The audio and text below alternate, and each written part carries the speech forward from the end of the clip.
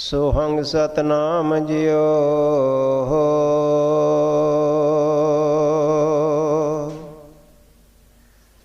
सतनाम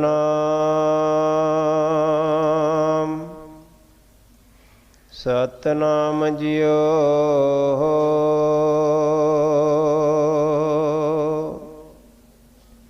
परम सत्कारयोग तन तन गुरुदेव महाराज जी की पवित्र गोद विच विराजमान प्यारे साध संगत जीओ ਅਤੇ ਜਿੱਥੋਂ ਤੱਕ ਦਾਸ ਦੀ ਆਵਾਜ਼ ਪਹੁੰਚ ਰਹੀ ਹੈ ਸਮੂਹ ਸੰਗਤ ਨੂੰ ਦਾਸ ਵੱਲੋਂ ਪਿਆਰ ਭਰੀ ਜੈ ਗੁਰਦੇਵ ਜੈ ਸ਼੍ਰੀ ਗੁਰੂ ਰਵਿਦਾਸ।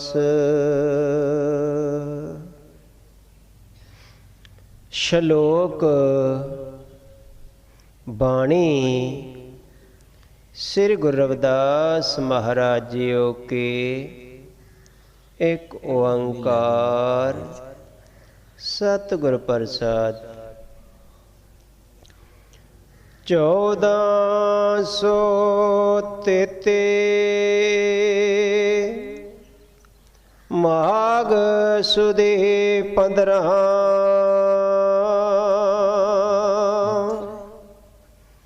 दुखियों के कल्याण हेतु प्रगटे गुरु रविदास।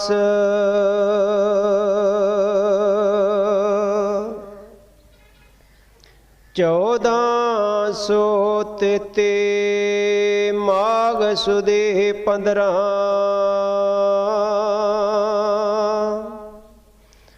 दुखियां के कल्याण हेतु प्रगटे गुरु रविदास।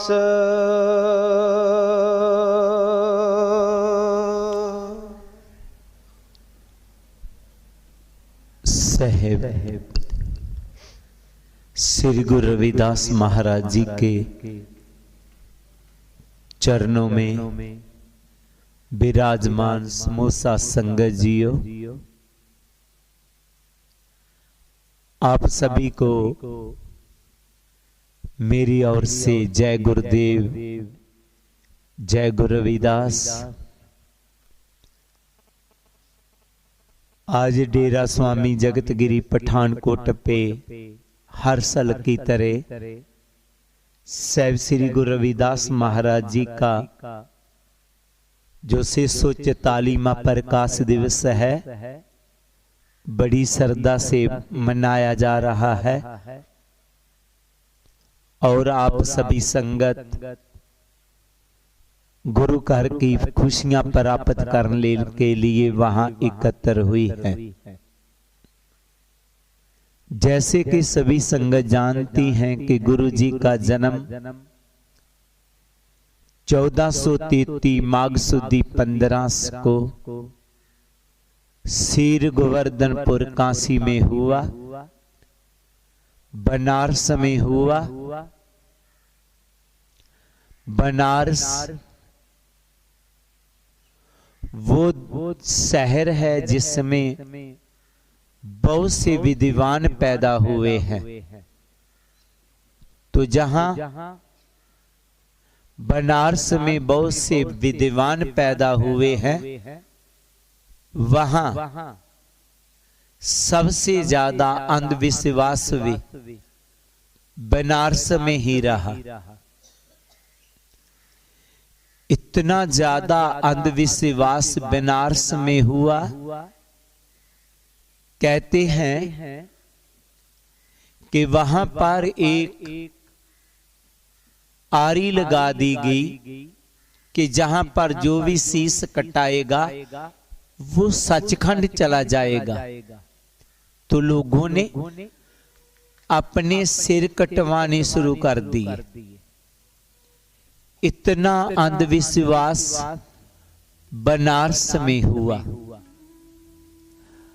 और जे जात पात को भी बढ़ावा बनारस में ही सबसे ज्यादा दिया गया।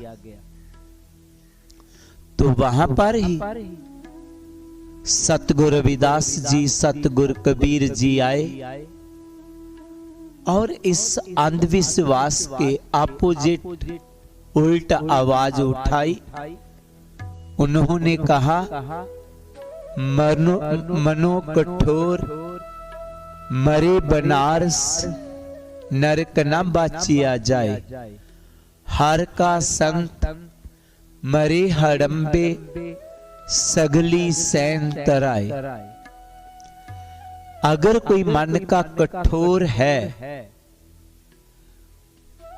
उसके मन में जात पात है, इंसानियत से प्यार नहीं है, बेशक वो इंसान बनारस में जाकर के उसकी मृत्यु होती है, वो कभी भी नरकों से बच नहीं पाएगा। जो हरि को मानने वाला है, जिसमें इंसानियत गुण है, वो इंसान चाहे हड़म्बा की धरती, जिसको नदी धरती कहते हैं, वहां पर भी प्राण त्यागेगा तो वो खुद तो तरेगा, दूसरों को भी तार देगा। जी गुरु जी ने कहा। गुरु प्यारी सा संगत जी, सतगुरु रविदास महाराज जी किसी एक समाज, एक धर्म के लिए नहीं, बल्कि विश्व भर के लिए आए। उन्होंने विश्व भर के लोगों का भला मांगा। जब सतगुरु रविदास महाराज जी ने देखा कि जो गरीब लोग हैं, उनको प्रभु नाम जपने का कोई अधिकार नहीं है, वो किसी धर्म स्थान में नहीं जा सकते, वो अपने मन पसंद का पहरावा नहीं पहन सकते, तो गुरुजी ने क्या किया? जंजू पहनना शुरू किया, तिलक लगाना शुरू किया कि लोग मुझे कहेंगे कि जे तेरा अधिकार नहीं है, तो मैं लोगों को बता सकूं कि नहीं, ये सभी का अधिकार है। लेकिन उनको रोकने वाला कोई मिला ही नहीं। आखिर गुरुजी ने एक दिन शंख बजा दिया, जिस शंख की आवाज पूरे बनारस में फैल गई। बनारस वालों ने मीटिंग किया, जे शंख बजा किसने दिया है? तो उन्होंने राजा हरदेव सिंह नागरमल से शिकायत कर दिया कि तेरे राज में एक शूद्र जो रविदास नाम का है, वो जनेऊ पहनता है, तिलक लगाता है, शंख बजाता है। तो राजा ने गुरुजी को अपने राज में बुला लिया। तो जब गुरुजी उनकी कचहरी में गए, राजा की कचहरी में, तो जाकर के गुरुजी ने उसी तरह हाथ में शंख लिया हुआ है, जंजू पहना हुआ है और तिलक भी लगाया हुआ है। जो अपोजिट पार्टी थी वो हैरान थी, जे राजे से भी नहीं डरा, जे तो उसी तरह शंख लेकर के आया है और जनेऊ पहन करके आया है, तिलक लगा करके आया है।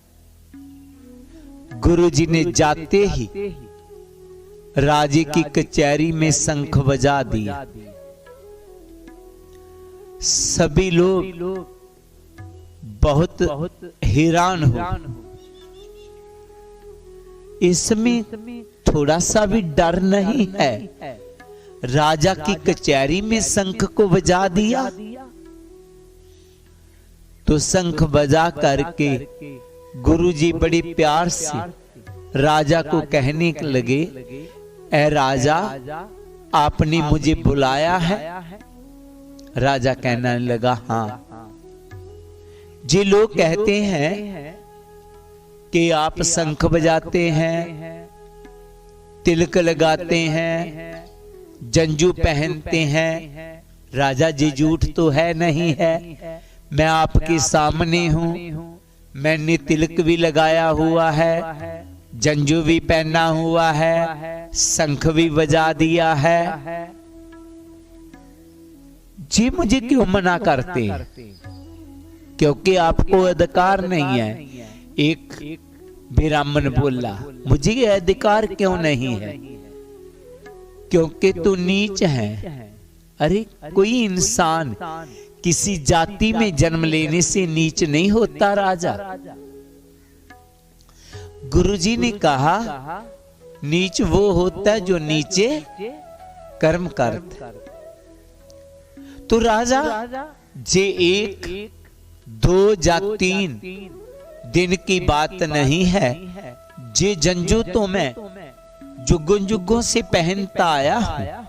सतयुग में पहना, त्रेते में भी, द्वापर में। राजा झूठ बोलता है। इनको पूछो ना, सतयुग च जंजू कौन सा था, त्रेते में कौन सा था? गुरुजी कहते हैं मैं बता सकता हूं। सतयुग में जंजू सोने का था, त्रेते में चांदी का, द्वापर में तांबे का, कापर का, और कलयुग पे सूत का जंजू रह गया। राजा कहीं इनसे पढ़ लिया है क्या? इस बात का कोई ठोस सबूत है इनके पास? गुरुजी कहते मैंने पहने हुए हैं। अरे पहने हैं तो एक दिखाई दे रहा है, 3 और जो है वो कहाँ है? आप देखना चाहते हैं? हाँ। तो गुरुजी ने राजे की कचहरी उठ करके अपने कंधे में वही रामबी को लगाया और साथी को चीर करके 3 जंजू और निकाल के बता दिए, सोने का, चांदी का, तांबे का। जब जंजू निकाले तो राजे का दरबार गुरु के खून के साथ लालो लाल हो गया। राजा बहुत घबरा गया। जी तो बहुत महान कोई प्रभु रूप है, मुझे कोई श्राप ना दे दे। राजा बोला कि रविदास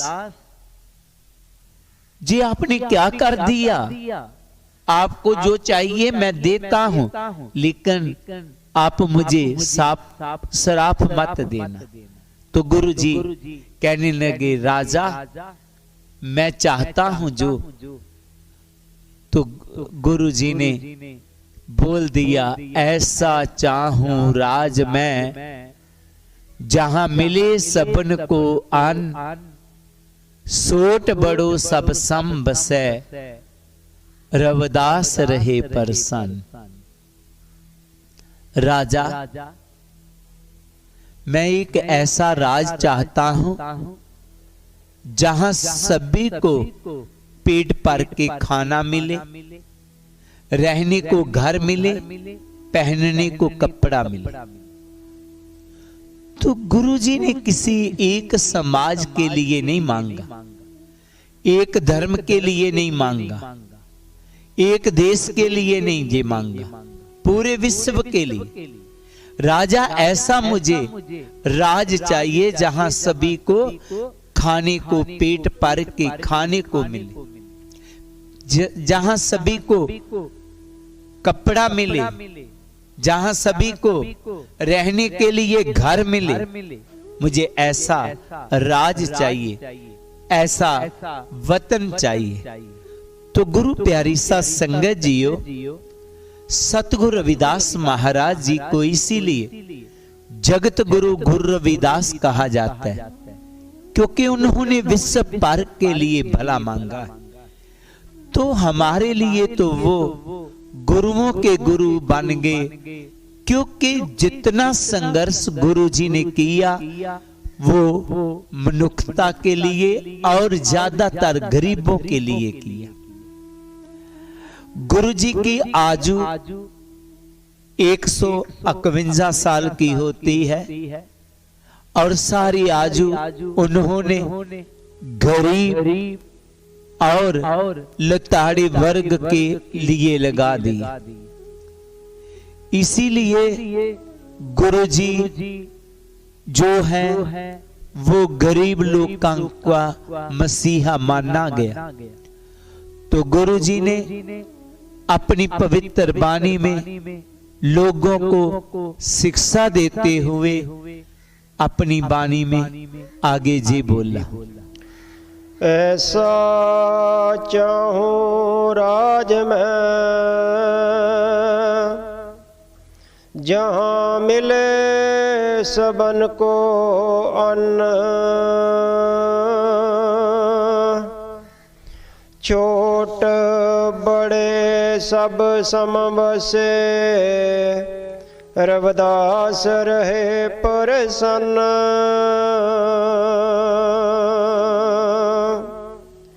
ऐसा चाहूं राज में जहाँ मिले सबन को अन्न, छोट बड़े सब समवसे रविदास रहे प्रसन्न।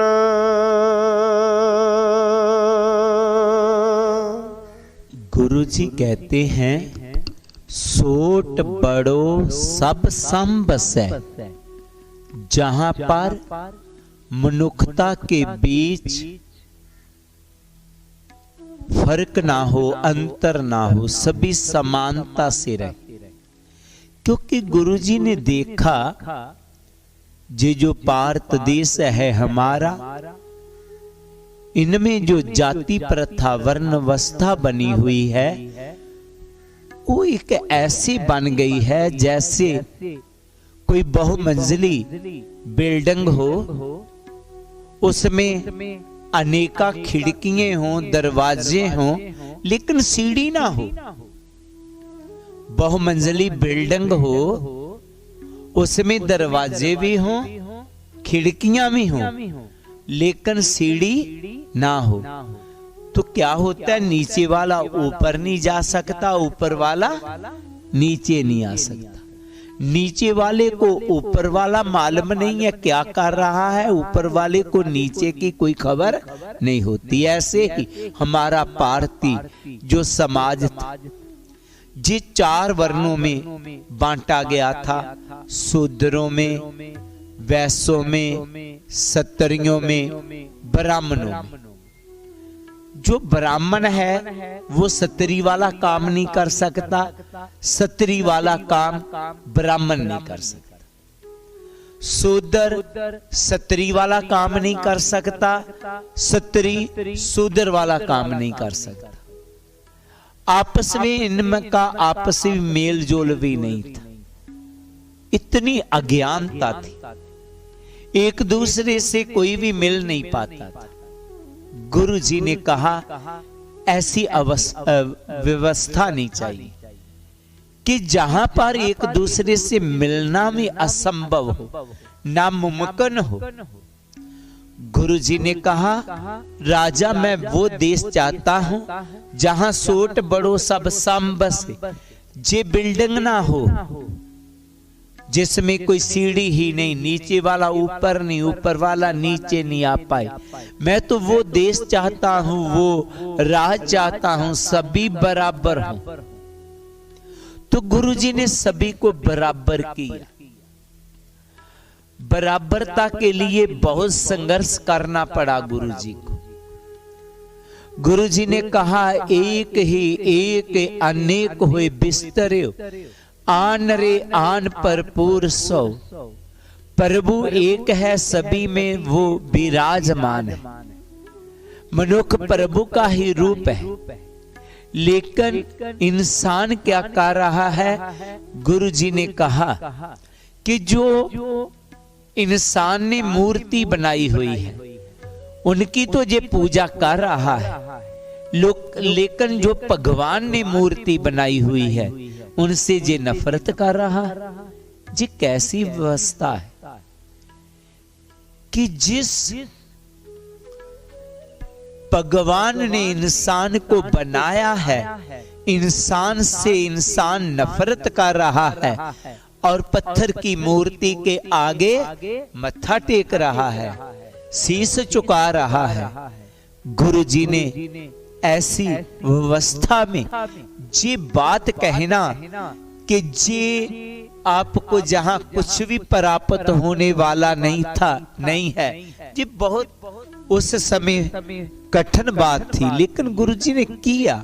इसीलिए गुरुजी को उल्टी गंगा बहाने वाला कहते हैं, क्योंकि गुरुजी ने बहुत मुश्किल के मुश्किल काम किए, कठिन से कठिन काम किए और ज्ञान मार्ग पर बताया। जी भारत देश बहुत देर तक जो गुलामी में रहा, जीवी जेई कारण था, जो व्यवस्था बनी हुई थी भारत। तो गुरुजी ने इस व्यवस्था को खत्म किया। जो व्यवस्था जे बताती थी पूज्य विपर सील गुणहीना, नाही ना शूद्र ज्ञान गुणहीना। हमेशा एक ब्राह्मण की ही पूजा करनी चाहिए, चाहे उसमें कोई भी गुण ना हो, ना ही ना शूद्र ज्ञान गुणहीना। शूद्र जितना मर्जी गुणी ज्ञानी हो जाए, उसकी कभी पूजा नहीं होना चाहिए। गुरु जी ने इसका विरोध किया।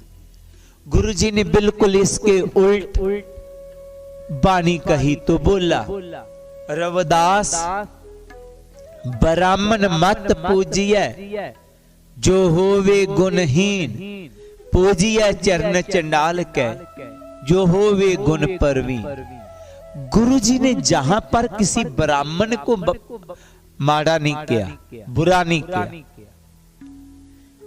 किसी जाति किसी धर्म को बुरा नहीं किया। गुरु जी ने क्या बोला है कि उसकी पूजा ना करें जिसमें कोई भी गुण ना हो, जो होवे गुणहीन, जिसमें कोई गुण ही नहीं है, वो सुबह ही ड्रिंक कर लेता है, गंदी गंदी गाली निकालता है, उसको मालूम ही नहीं है मेरी बेटी जैसी कोई बच्ची मेरे पास खड़ी है, मेरी माता जैसी कोई माँ खड़ी है, मेरी बहन जैसी मेरे पास देवी खड़ी है। वो गंदी गंदी गाली निकालता जाता है और गाली निकालना अपनी बहादुरी समझ रहा है। मैं बहुत बहादुर, मैं गाली निकाल रहा। ऐसे मनुष्य को कभी बड़ा नहीं कहा जाता। ऐसा मनुष्य नीच है। ऐसे ही हमारी बेटियां हैं, हमारी माताएं हैं, ऐसी गाली का प्रयोग करें कि उनके बच्चे भी शर्मसार हो करके दूसरी साइड मुंह करके चले जाएं, तो उसको हम अच्छे खानदान की कह देंगे? कभी नहीं। यही कहेंगे बड़े किसी नीच खानदान की है। तो गुरु जी कहते हैं कोई इंसान किसी जाति में जन्म लेने से बड़ा नहीं होता। उस इंसान की कभी पूजा ना करें जिसमें कोई गुण ना हो। जिस लोग छोटा सा था, पूजिए विपर सील गुणहीना, लेकिन पार्थ को खोखला कर दिया इसने, क्योंकि जो कुदरती है। एक स्कूल में बच्चे पढ़ रहे हैं तो कुछ बच्चों को बोल दिया जाए आप पढ़ाई करो चाहे ना करो, आप फर्स्ट डिवीजन में पास होंगे। वो बच्चे कभी नहीं पढ़ेंगे। क्यों? उनमें मन में आएगा मैं तो फर्स्ट डिवीजन में पास हो जाना है। और दूसरे बच्चों को ये बोल दिया जाए आप जितना मर्जी पढ़ ले, आप कभी भी पास नहीं हो पाएंगे, तो वो भी पढ़ाई छोड़ देंगे कि अगर मैं पास ही नहीं होना तो पढ़ाई क्यों करूं। ऐसे उस समय पर जब जे श्लोक लिखा गया, जे बानी को बना, जे श्लोकों को बना दिया गया और लोगों को थोप दिया गया कि कोई इंसान बड़ी जाति में जन्म ले ले तो वो पूजा के योग्य ही रहेगा, नीची जाति वाला जितना मर्जी गुणी ज्ञानी हो जाए वो कभी पूजा नहीं कर पाएगा। तो दोनों लोगों ने अच्छे कर्मों को छोड़ दिया और जे जात पात कार नहीं पार तो गुलाम हो गया। क्योंकि जब जंग हुआ बाहर के देश, उन्हें इन पर हल्ला बोला तो क्षत्रियों का काम था लड़ना। दूसरों ने कहा हम नहीं लड़ेंगे, तो वो लड़े ही नहीं देश की खातर दूसरा, क्योंकि जे कानून बना दिया गया था ना, लड़ाई केवल क्षत्रिय कर पाएगा, पढ़ाई केवल ब्राह्मण कर पाएगा, काम जो व्यापार है केवल वैश्य कर पाएगा, और शूद्र जो है वो केवल एक तीनों समाजों की सेवा करेगा, वो लड़ाई नहीं करेगा। इसीलिए भारत देश बहुत देर तक गुलाम रहा। जब गुरु जी आए तो गुरु जी ने ऐसी कृपा किया, बख्शिश किया कि दोनों ही समाज में दोबारा पावर भरी, ताकत भरी। उन्होंने कहा रविदास ब्राह्मण मत पूजिए जो होवे गुणहीन, उसकी कभी पूजा ना करे जिसमें कोई गुण नहीं। तब क्या हुआ, जिन्होंने अच्छे कर्म छोड़ दिए थे वो भी अच्छे कर्म करने लगा। मेरी पूजा नहीं होगी, पूजिए चरण चंडाल के जो होवे गुण परवीन। गुरु जी कहते चंडाल भी अगर वो गुणों से भरपूर है तो उसकी पूजा कर ले। तो उसने भी सोचा कि वो मैं भी पूजा के योग्य हो सकता हूं, तो उसने भी अच्छे कर्म करने शुरू कर दिए। बाबा साहेब डॉक्टर भीमराव अंबेडकर ने जब गुरु जी की ये वाणी को पढ़ा कि कोई भी इंसान किसी जाति में जन्म लेने से महान नहीं, कर्मों से महान होता है। जैसे गुरु जी ने कहा था नीचे ऊंच करे मेरा गोविंद काहू ते ना डरे। वो जेड़ा मेरा गोविंद है, वो जो मेरा परमात्मा है, जो भी इंसान अपने में अच्छे गुणों को ले आएगा वो महान बन जाएगा। तो बाबा साहेब डॉक्टर भीमराव अंबेडकर जो थे, उन्होंने गुरु जी की जी वाणी को जब पढ़ा तो उसने अच्छे गुणों को अपनाया, तो वाकया वो महान बन गए, उनको मालूम पड़ गया। इसीलिए बाबा साहेब ने जो एक किताब लिखी तो उन्होंने कहा जे संत रविदास, संत चोखा मेला और नंदराज जी को मैं समर्पित कर रहा हूं, उनकी कुर्बानियां का तुझसा कर्ज चुका रहा हूं जे किताब की माध्यम से। क्योंकि गुरु जी ने बहुत बड़ा परोपकार किए हमारे ऊपर। गुरु जी ने उन लोगों को कहा कि कोई भी इंसान नीचे ऊंच करे मेरा गोविंद, प्रभु बंदगी करने से महान हो जाता। अगर आपको मालूम नहीं तो मैं बताता हूं, रे चित चेत चेत अचेत काहे ना बाल्मीकि कह देख, वो कह जात ती कह पदे अमर्यो राम भगत बसेक। अगर आप कहते हैं कि नहीं ऐसा नहीं हो पाएगा, तो आप महर्षि स्वामी वाल्मीकि जी की मिसाल ले। वो कह जात और कह पदे अमर, वो किस जाति के थे, कितनी ऊंची पदवी को पा गए कि राजा राम ने अभी पैदा होना सी तो पहले ही रामायण लिख दी। और जो कुछ महर्षि स्वामी वाल्मीकि जी ने रामायण में लिखा, राजा राम जी को वो कुछ ही करना पड़ा।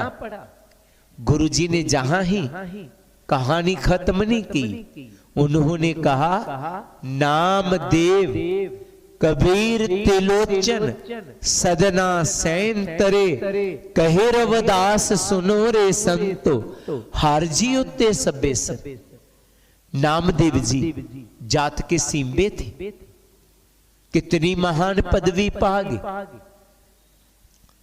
महाराष्ट्र में हम गए थे तो वहां के सेवादार हमें सतगुरु नामदेव जी के जन्म स्थान पर ले गए और वापसी पार एक मंदिर में ले गए। इस मंदिर को नाग मंदिर कहते हैं। कहते हैं कि एक दफा सतगुरु नामदेव जी जहां से गुजर रहे थे, शिवरात्रि का दिन था, बहुत लोग वहां पर एकत्र हुए थे। सतगुरु नामदेव जी ने पूछा, जी इतने लोग एकत्र क्यों हुए हैं? तो लोगों ने बताया कि जहां पर भगवान के दर्शनों के लिए लोग एकत्र हुए हैं, आज शिवरात्रि है। तो सतगुरु नामदेव जी के मन में आया, मैं भी प्रभु के दर्शन कर लेता हूं। तो मंदिर में दाखिल हो गए। जो धर्म के ठेकेदार थे लोग, उन्होंने सतगुरु नामदेव जी को धक्के लगा करके बाहर धकेल दिया। सतगुरु नामदेव जी का मन बहुत परेशान हुआ। उन्होंने क्या किया, वो मंदिर की दूसरी साइड में चल के बैठ गए और कहने लगे, प्रभु अगर गरीब लोगों का यही हाल होना था तो इनको जन्म आपने क्यों दिया? ऐ प्रभु, कोई दूसरा प्रभु होता तो मैं वहां चला जाता। कहते हैं प्रभु एक है, आपका एक कानून सभी जगह लागू होगा, सभी जगह गरीब लोगों के साथ यही होगा जो मेरे साथ हुआ। तो उस समय उस टाइम प्रभु ने ऐसी कृपा की कि उस मंदिर का मुंह सतगुरु नामदेव की तरफ कर दिया। हनकारियां निंदका पीठ दे, नामदेव मुख लाया। उन हनकारियां की तरफ प्रभु ने पीठ कर दिया, पिछवाड़ा कर दिया और मुख सतगुरु नामदेव जी की तरफ कर दिया। ऐसे सतगुरु कबीर जी हुए और ऐसे ही सतगुरु सैन जी हुए। कितने महान होगी। गुरु जी बात कहते, उनकी बात तो छोड़ो, मैं अपनी बात बताता हूं। मेरी जात कुट बांडला टोर टवंता, नित ही बनारसी आस पासा। अब विपर प्रदान करे डंडाओ, तेरे सरनाए रविदास दासन दासा। मैं उस जाति में जन्म लिया जिस जाति के आज भी लोग मरे हुए पशुओं के चमड़े का काम करते हैं,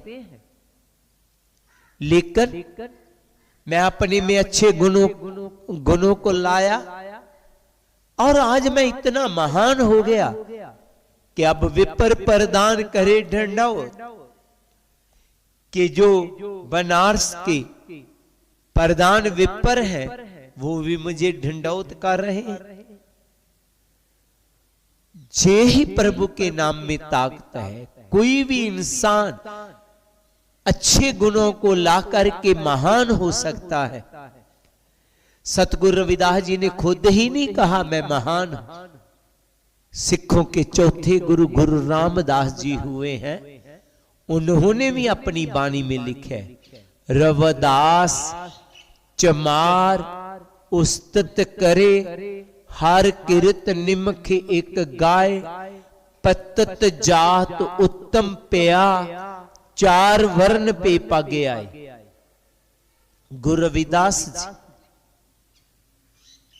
बेशक एक छोटी जाति में पैदा हुए, लेकिन महान कर्मों के कारण इतने महान हुए कि चौवर्णों ने गुरु जी को अपना गुरु बनाया। इतिहास कहता है कि 52 राजे रानियां गुरु जी के श्रद्धालु हुए। 52 राजे रानियां। हम देखते हैं इधर हमारे इलाके में रात पूरी जागरण करते थे पहले लोग, तो वो कहते नंगे नंगे पैरी माता अकबर आया। उनके चरणों में तो माता के चरणों में एक अकबर आया था ना, आपके पिता के चरणों में 52 अकबर जैसे राजे आए थे। कितने महान थे। जहां ही कहानी खत्म नहीं हुई, गुरु अर्जन देव जी सिखों के 5वें गुरु थे। उन्होंने लिखा, ऊंच तो ऊंच नामदेव समदर्शी रविदास ठाकर बने आए। गुरु रविदास जी रब बन के दुनिया पे आए थे, वो रब रूपी थे। जे गुरु अर्जन देव जी कहते हैं, सतगुरु कबीर जी ने कहा है, साधन में रविदास संत है, संपुंच ऋषि कर मान्यो, हिंदू तुर्क दो दीन बने हैं, कसु नहीं पहचान। जैसे गांव में हम लोग रहते हैं और गांव का मुखिया चुनते हैं जिसको सरपंच कहते हैं, ऐसे कहते सतगुरु कबीर जी कहते हैं, ऋषियों मुनियों पीर पैगंबरों का मुखिया कोई है, अगर उनका कोई सरपंच है तो गुरु रविदास जी है। भजन माला की सम्राट मीराबाई वो अपनी शब्दावली में लिखती हैं, मिले रैदास गुरपुरे तातुर की कलम पिड़ी, सतगुर सैन दिया मोहे आके, जोत जोत से मिली। गुरु रविदास जी मुझे पूर्ण गुरु मिले हैं, जिनका आशीर्वाद मिलने से मेरी जोत उस प्रभु रूपी ज्योत के साथ मिल गई है। जी मीरा जी ने कहा। आचार्य रजनीश जी ने कहा कि जैसे आकाश में तारे हैं, ऐसे ही भारत में ऋषि मुनि पीर पैगंबर हैं। तो जैसे तारों में एक बड़ा तारा ध्रुव तारा होता है, ऐसे ऋषि मुनियों पीर पैगंबरों में एक बड़ा संत गुरु रविदास जी हुए। गुरु प्यारी सत्संगत जी, हमारे गुरु इतने महान थे तो हम अपने आप को नीच क्यों कहें? हम भी महान बनना। गुरु जी ने जो महान बनने का रास्ता हमें बताया है वो अपनाना है हमने, और हमने महान बनना है। हमने नीच नहीं बनना है। वो कर्मों का त्याग कर दे जो हमें नीच बनाते हैं कर्म, और उन गुणों को अपनाना है जो हमें महान बनाए। नीचे ऊंच करे मेरा गोविंद काहू ते ना डरे। तो वो कौन से गुण? वो जेई उपदेश थे गुरु जी के महान बनने के, जैसे कि हमने नशों से और बुराइयों से दूर रहना है, नफरत और क्रोध को खत्म करना है। क्योंकि राजा ने एक दफा राजा के महलों में जब कुछ लोगों ने गुरु जी को नीच बोल दिया तो राजा को गुस्सा आ गया, क्रोध आ गया। तो राजा बोला गुरु जी को, राजा कहता है सतगुर करिए ऐसी कार, पर में ये जो लोग है करा शहर तो बार। अगर राजा हुक्म गुरु जी हुक्म हो तो जो आपको नीच कह रहे हैं इनको बाहर निकाल दो शहर से। गुरु जी कहने लगे राजा तुम गुरमुख है, तो गुरमुख को क्रोध नहीं आना चाहिए, आपके बीच क्रोध नहीं होना चाहिए। सतगुरु कहते राजा सुनो हमारी बोध, क्रोध करने से धर्म नष्ट ताते तजो क्रोध। क्रोध करने से धर्म नष्ट हो जाता है, इसलिए क्रोध नहीं करना राजा। तो हमने क्रोध को त्यागना है, नफरत को त्यागना है, प्यार ले आना। तो महान बनना है, नशियों को त्यागना है, आपसी प्रेम प्यार लाना है। तो गुरु जी ने हमें महान बनने के लिए कहा।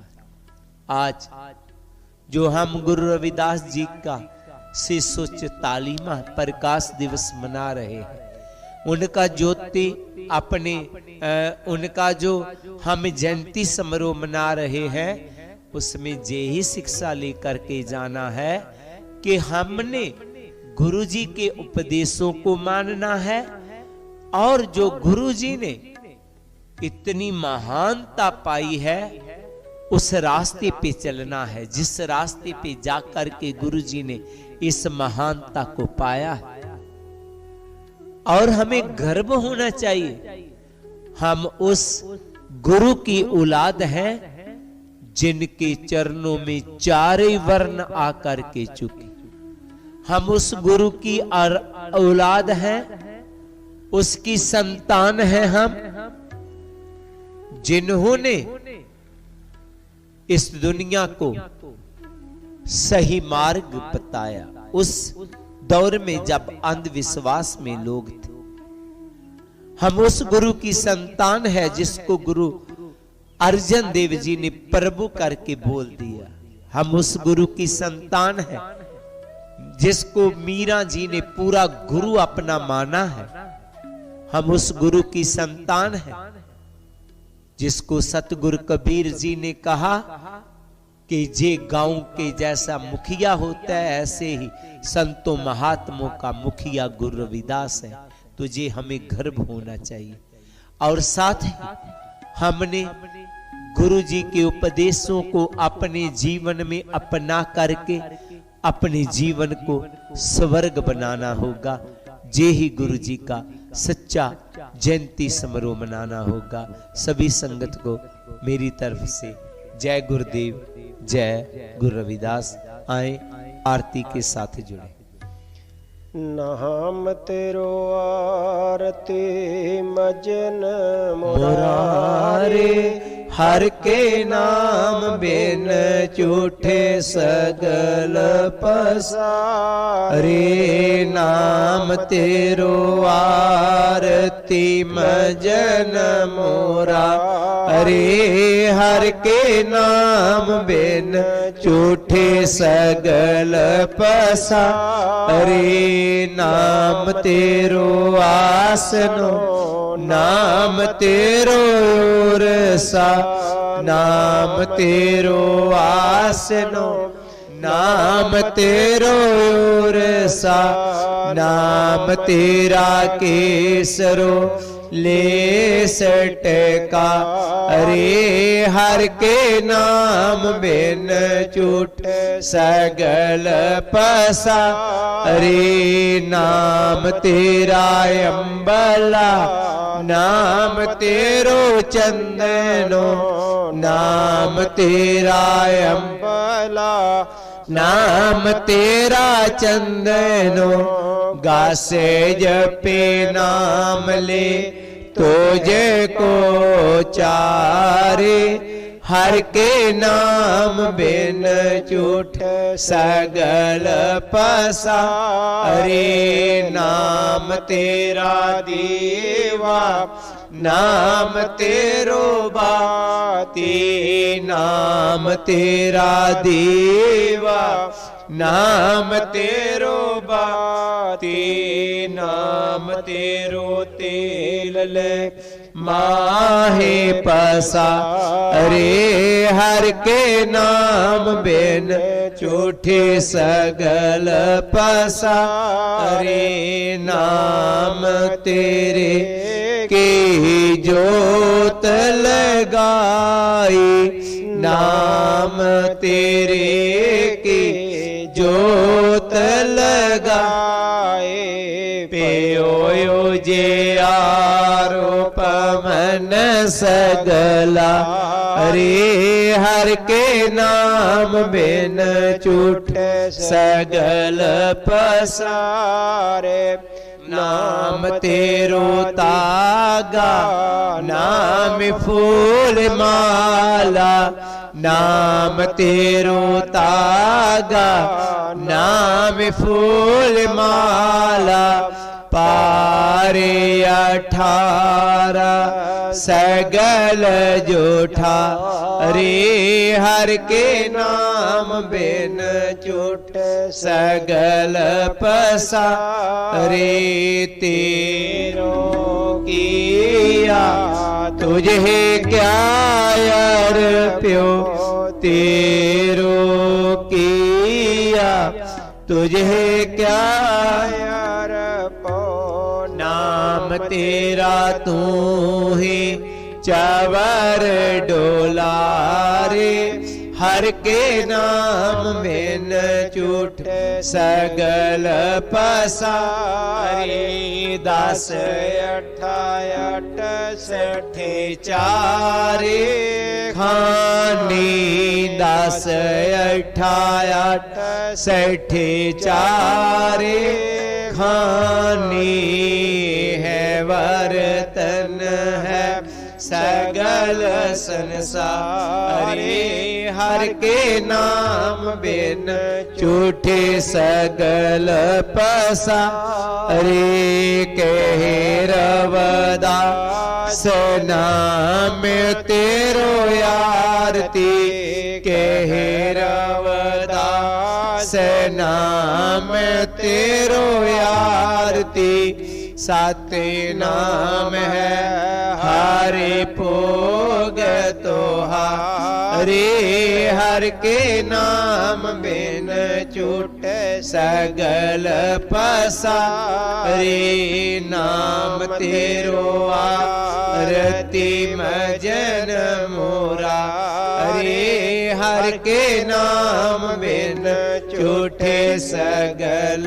पसारे हर के नाम बिन झूठे सगल पसारे अरदास रवदास नाम का जगत में चंडा गड़ाय पार पाप पुरुष सब थक गए जिसे न पर पार रविदास नाम का जगत में सूरज चमक रिया उपदेश लिया जिस गुरु से हिरदादम करया रविदास नाम इस जगत में है लालन के लाल प्राप्ति उनको है सही सतगुर जिन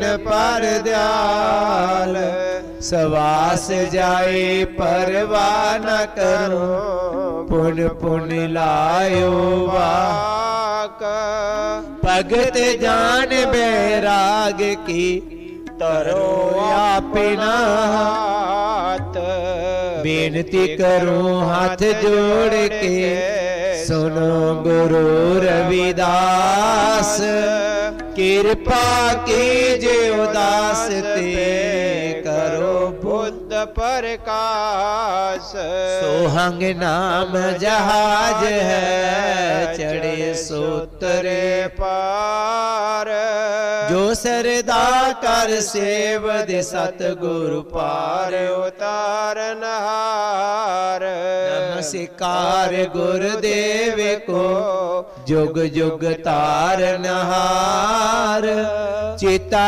चिमारी सी बाल्मीक जी नाम देव कुल तार नाम देव कुल तार जुगो जुग तार भगत कबीर जैन बहादुर सैन की संपूख ऋषि बलवीर रंका बैंका पीलनी भगत बैठार निहास लो लंगर चलते रहे करो काम को रास जिया जंत परिवार का रहे नाम से ध्यान गुरविदास ऋषि बाल्मीक जी सदा करे कल्याण गुरविदास ऋषि बाल्मीक जी सदा करे कल्याण से लोग हर सोहीरा साढ़ के करे आन की आस, तीन दूज के जाएंगे सत पाखे रवदास। ऐसा चाहूं राज में जहाँ मिले सबन को अन्ना, सूट बड़ो सब सम बसे रविदास रहे प्रसन्न। सूट बड़ो सब सम बसे रविदास रहे प्रसन्न। जो बोले सो नर पै, महाराज की जय। स्वामी जगत गिर महाराज की जय। स्वामी गुरुदेव गिर महाराज की जय। सब साध संतन की जय। जय गुरुदेव, जय श्री गुरु रविदास। गुरु प्यारे सत्संगियो, बसाई नू